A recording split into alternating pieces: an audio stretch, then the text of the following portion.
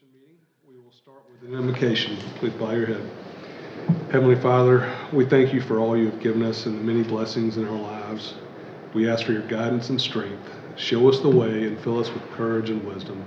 Help us to remember your love and grace and to be faithful in our service to you.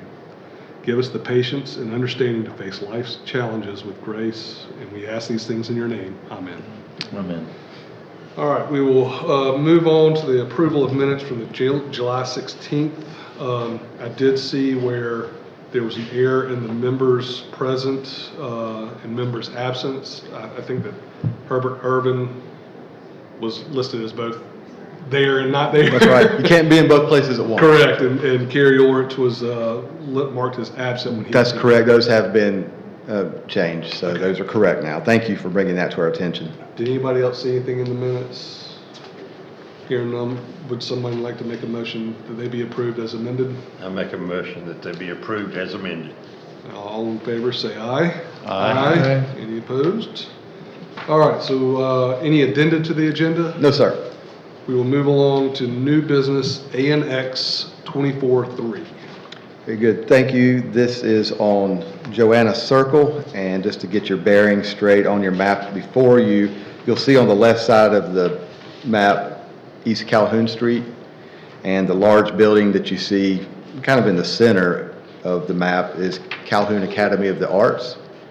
And Joanna Circle actually circles around the upper part of Calhoun and goes around the back, as you can see. And the subject property we're talking about tonight is highlighted in red, and it consists of about 2/3 of an acre.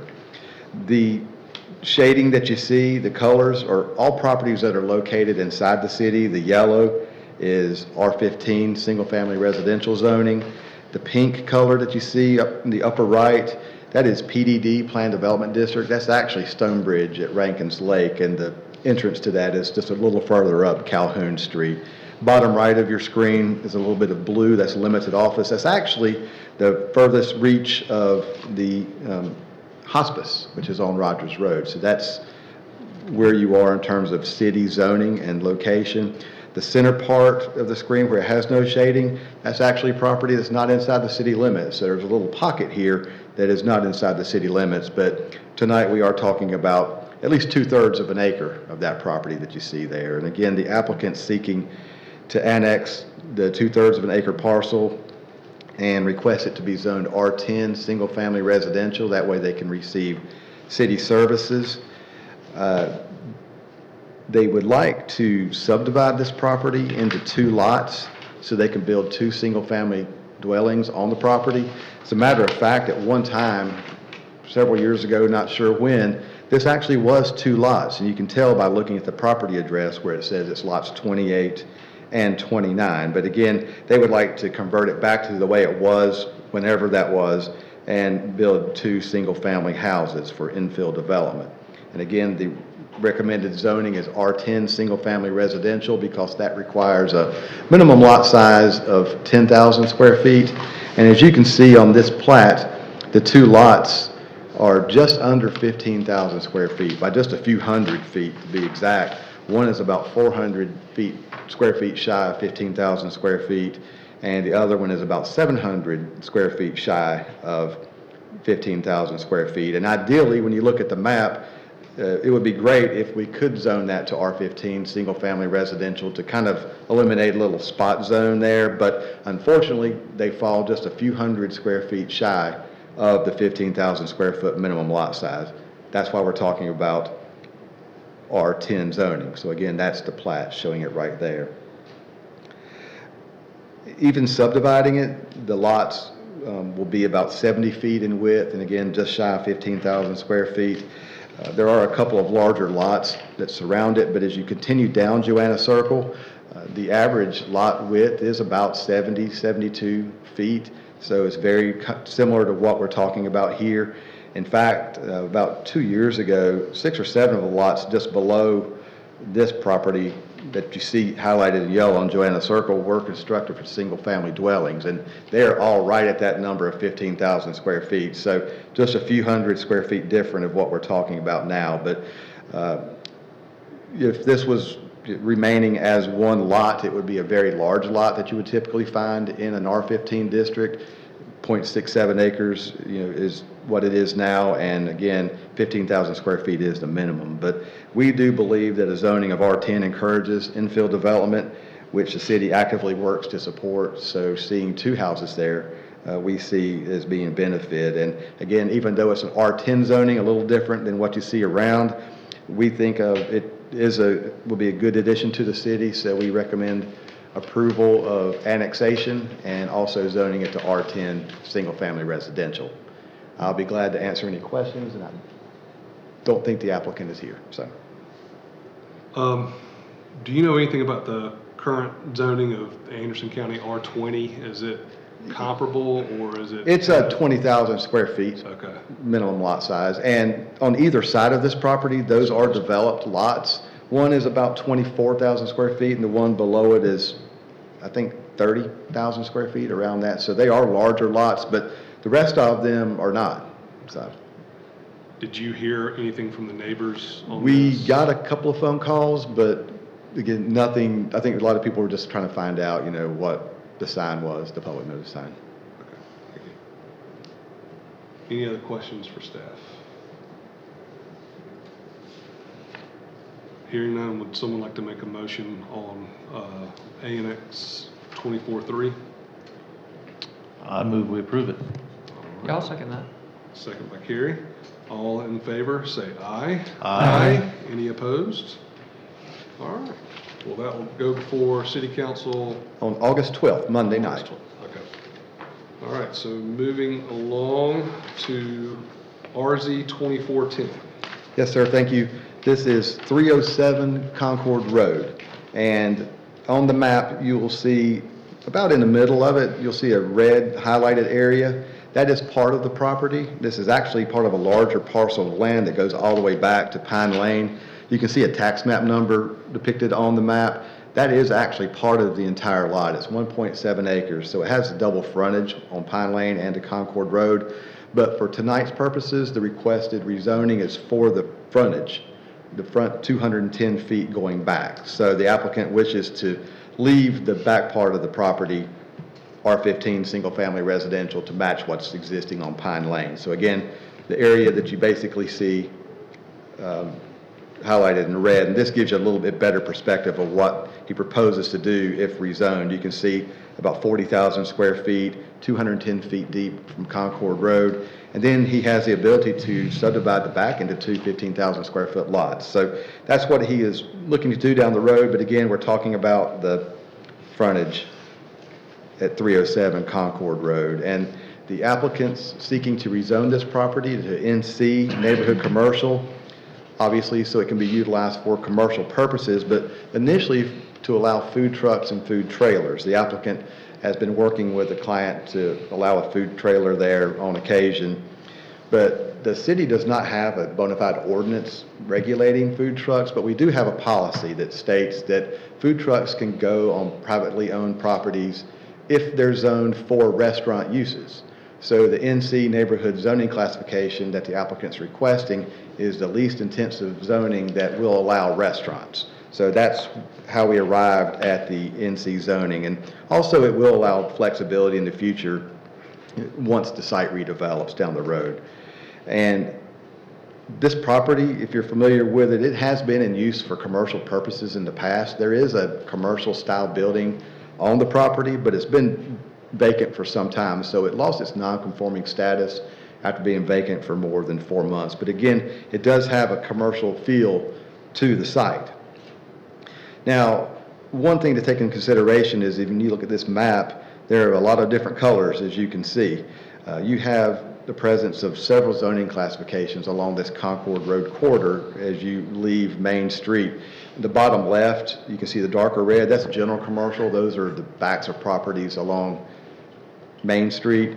Then you see it drops down to neighborhood commercial. That's what we're talking about now. Then you see the yellow, which is R15, and there's some R10 across the street. You've got adjacent to it the darker blue, that's LO, limited office. And then you see a lighter blue color, which is NP, neighborhood professional. That's our least intensive commercial zoning classification, which allows houses or just an office. And then as you continue out Concord Road, there's some multifamily zoning, and then there's a interesting outlier. There's actually an industrial piece of property that's in this corridor, and it used to be an HVAC type business. It's vacant now. That's something we probably need to take a look at down the road, because I don't believe that light industrial will be the highest and best use in that corridor, but that's a different story for a different day. But you see that there's a variety of zoning classifications located throughout here. And adjacent to this property we're talking about, the LO is a barber shop, so it's allowable use in the LO district. And I passed out before the meeting a little packet of 2 different zoning classifications, just so you can see for comparison purpose what's beside it. The neighborhood commercial zoning, obviously that's what we're talking about now. It differs somewhat from the lesser intensive LO, which is next door. A couple of things that stand out when you look at NC versus LO is that, NC allows restaurants, as we discussed a moment ago. It allows retail uses, and even allows things like convenience stores, gas stations, that type of use.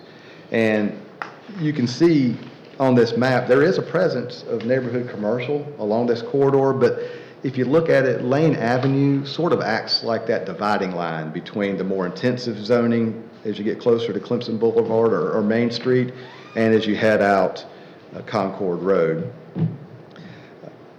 And when the staff looks at this, we don't recommend rezoning the property to the more intensive NC zoning to allow a temporary use, such as a food truck. Now, if a permanent use is determined for the future, I think it's worth an opportunity to take a look at it a little bit closer. But again, for a temporary use, we don't see that it's feasible to rezone it to the more intensive NC for a temporary food truck use. Now, we are supportive of some sort of commercial zoning in this area. Like I said, it's a large parcel of land. It also has a commercial building on the property, but we would recommend something a little more similar to what's adjacent to it, like an LO zoning. But I do want to make it clear that the applicant is not requesting an LO zoning. That's just something that the staff is suggesting when we look at this collectively with the rest of the properties. He is requesting the NC neighborhood commercial zoning. And again, from our standpoint, without a plan for a permanent development, we just see that the NC may be a little too intensive in this particular situation. So I'll be glad to answer any questions you may have. The applicant is in attendance, and he may be able to help answer any questions that you may have that could help fill in the blanks here. Thank you. To the west of this property, that residential zoning between the, is that just a home? It is, and I'm not sure if it's occupied, but it is zoned that way, so it's not a business. Okay. Yes, it is occupied. It's occupied as a residential I use. apologize. Oh, you're good. Residential use? The one closest to Main Street? Yes, sir. Yeah, it is occupied. Okay. So can we actually zone just part of a property? I had that question just. It's called a split zone. I mean, it's not something you'd love to do, but if the property is surveyed and we know where the boundary line is, it won't be a problem. Okay. And in this case, and again, sometimes you see these double frontage lots where it could be detrimental if it went all the way through, because Pine Lane is clearly a residential street. Okay. Did you receive any phone calls about this? I don't believe we did. Okay. Anybody have any questions for staff? Yes. Will LO allow a food truck? No, sir. That's the reason why we're requesting, or the request is for NC. NC is the least intensive zoning classification that allows restaurants. So from the city's policy is that food trucks can go on commercially zoned properties that allow restaurants. So LO is retail in not retail in nature, it's more office use, and restaurants are not allowed in the LO district. So rezone it to LOs kind of, For the applicant's purposes, it wouldn't serve any work for purpose. what he's Yeah. wanting to do at the moment. right. And if he may want to. That's what I was going to say. Can we talk to the applicant, if you'll step forward and step forward and state your name? Yeah, sorry. Sorry. Old and two new names. Bear with me. I think the biggest question is with the staff's recommendation of it going to limited office, but your idea of having food trucks there temporarily.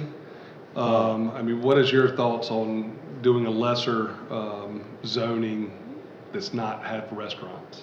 Okay, first of all, my name's Barry Rhodes. Yes. And, it's actually, it's a coffee truck. Okay. It actually, they do have mini donuts, but it's not a food truck, but it's extremely nice.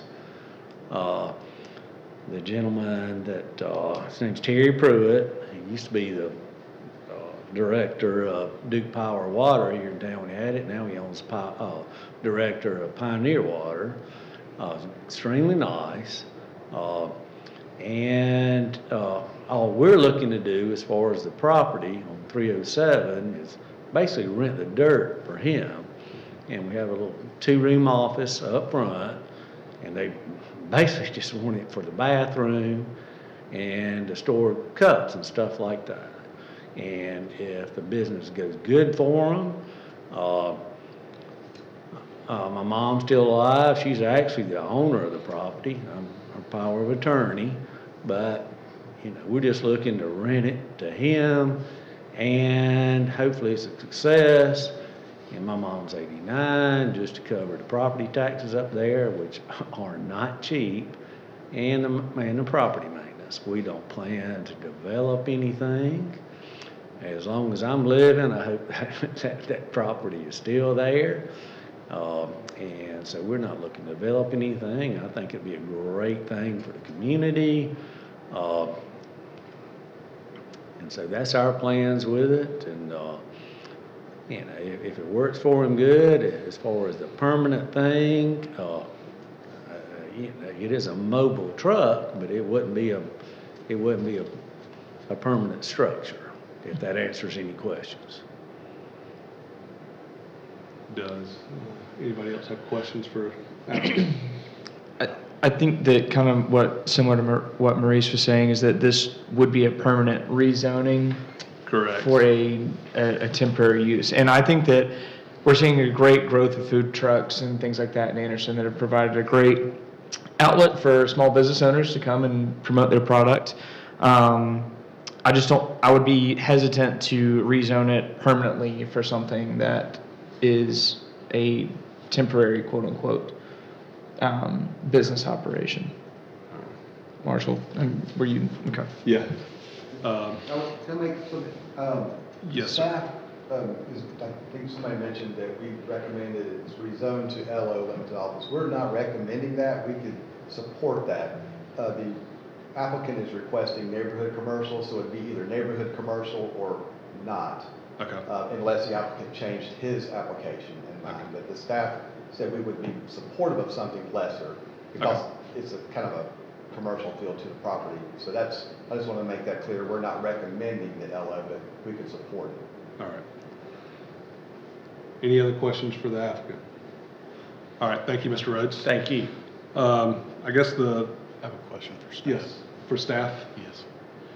We had a similar situation to this, didn't we, not too long ago? Where a commercial building lost its Status. Non-conforming status. It happens from time to time, correct? and we voted on it, and the city commission said, we aren't going to do that. It was the old Subway. Oh, yes, sir. Over up the street here. So I don't see how that's different from where we are right now. It's not, other than where you were with the Subway. I think you had a lot more restaurants in the area. This one does have a little bit more of a buffer. My problem with going with limited office is it's not going to do what the applicants want it to do. Yeah. So why make a change that's going to, that could be a. And again, that would be a request, the applicant would have to request that LO also. Correct. I'm in agreement with you, Yeah. Marshall. I mean, I think that where I stand on it is, you know, for the purpose of zoning and things like that, it's a non-need for me. and that city council can make that decision, kind of the same way they did with the subway. Does that make sense? Yeah. Well, hearing that, does someone want to make a motion on the application for RZ 2410? And of course, the application is for it to be zoned neighborhood commercial, so if we were going to do something else, it would just be denial. So would someone like to make a motion for RZ 2410? I'd motion that we deny it. All right, motion to deny. Do we have a second? I'll second. Second. Bryce, all in favor, say aye. Aye. Any opposed? All right, so that will go in front of city council as well. That's right. That was a on August 12th. recommendation to the city council. They will consider this request at their August 12th meeting, which is Monday night. Okay. Any other board business or staff reports? That is all from the staff tonight, so thank you very much. We will consider ourselves adjourned. Thank you for your time. Thank you. Thanks. Thank you, guys. Next bill.